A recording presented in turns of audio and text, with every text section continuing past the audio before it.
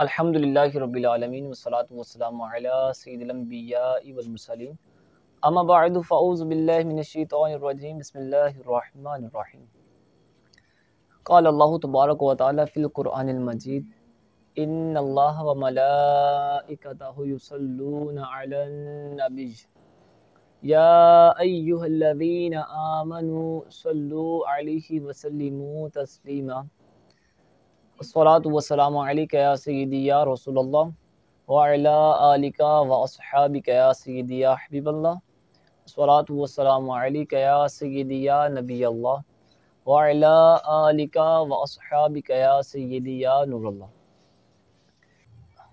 فرمان مصطفیٰ صلی اللہ تعالی علیہ وآلہ وسلم ہے، جب میرا امتی میری ذات بابرکت پر ذوق و شوق کے ساتھ محبت کے ساتھ دن بھر میں 50 مرتبہ درود پاک پڑھے گا، بروز قیامت میں اس کے ساتھ مصافحہ فرماؤں گا، یعنی ہاتھ ملاؤں گا۔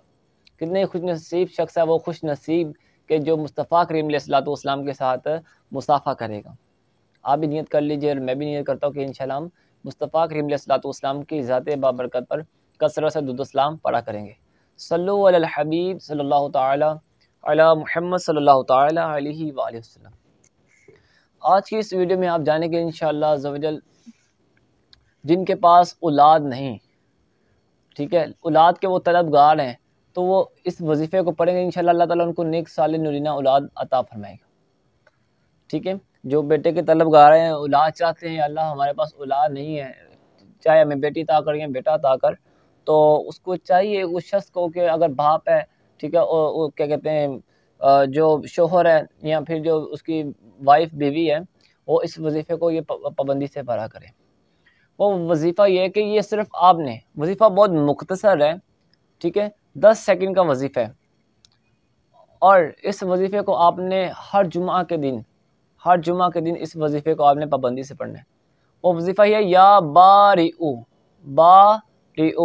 یا بارئو کا وظیفہ آپ نے ہر جمعہ کے دن 10 مرتبہ پڑھنا ہے۔ ہر جمعہ کے دن 10 مرتبہ اس وظیفے کو پڑھیں گے یا بارئو، تو انشاءاللہ اللہ تعالیٰ کو نیک صالح نورینہ اولاد سے نوازے گا، ٹھیک ہے۔ نیک اولاد ہر کی خواہش ہوتی ہے کہ نیک اولاد اللہ تعالیٰ ہمیں عطا کرے، ٹھیک ہے۔ نیک اولاد بھی اللہ تعالیٰ کی بڑی نعمت ہے۔ اور اس کے ساتھ ایک اور وظیفہ ہے یا متکبرو، یہ بڑی کاف کے ساتھ ہے، کاف با را، یہ با پر تشدید ہے، یا متکبرو، ٹھیک ہے۔ اس وظیفے کو میاں بیوی جب آپس میں ازواجی معاملات کریں تو اس دوران اس وظیفے کو آپ یا متکبرو کو اس ازواجی معاملات سے قبل آپ نے یہ اس وظیفے کو پڑھنا ہے، یا متکبرو، کتنی بار؟ 10 مرتبہ۔ تو انشاءاللہ دیکھیے گا یہ اللہ تعالیٰ آپ کو جلد ہی نیک صالح نورینہ اولاد عطا فرمائے گا۔ اور اس وظیفے پڑھنے سے پہلے ہر ویڈیو میں آپ کو یہ عرض کرتا ہوں کہ جو بھی آپ نے وظیفہ پڑھنا ہے، اس وظیفے سے پہلے آپ نے اول و آخر درود پاک لازمی پڑھنا ہے۔ مصطفیٰ کریم علیہ الصلوۃ والسلام کی ذات بابرکت پر درود و سلام لازمی پڑھنا ہے، یعنی جب وظیفہ شروع کریں اس سے پہلے، جب ختم ہو، کمپلیٹ ہو، اس کے بعد، ٹھیک ہے۔